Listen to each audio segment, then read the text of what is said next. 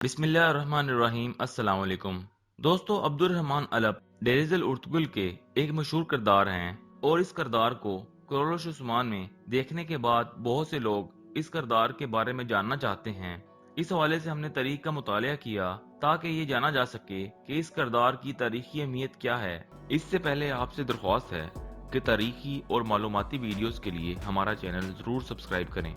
دوستو، عثمانی تاریخ دانوں کے مطابق عبد الرحمن الپ عثمانی فوج کے ایک نہایت اہم کمانڈر تھے، جنہوں نے سلطنت عثمانیہ کے قیام میں اہم کردار ادا کیا۔ ان کی پیدائش کی جگہ اور تاریخ نامعلوم ہے۔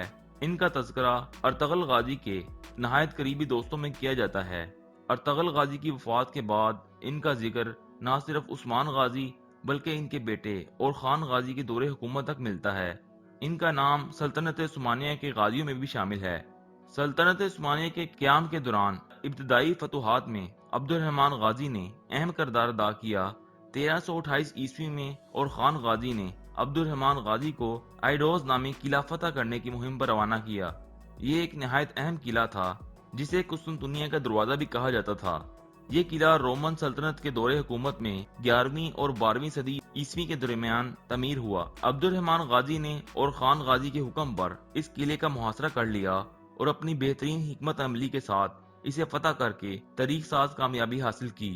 اس کامیابی کو فتح قسطنطنیہ کا آغاز سمجھا جاتا ہے۔ اس قلعے کی فتح میں عثمانی مورخ بیان کرتے ہیں کہ ایک شہزادی نے اس قلعے کو فتح کرنے میں عثمانی فوج کی مدد کی اور بعد ازاں عبد الرحمن غازی کی شادی اسی شہزادی سے ہوئی۔ اس فتح کو قسطنطنیہ کے بادشاہ نے اپنے لیے خطرہ سمجھا اور عثمانی سلطنت پر شدید حملے شروع کر دیے۔ عبد الرحمن غازی نے نہایت بہادری سے ان لشکروں کا مقابلہ کیا اور انہیں واپس جانے پر مجبور کر دیا۔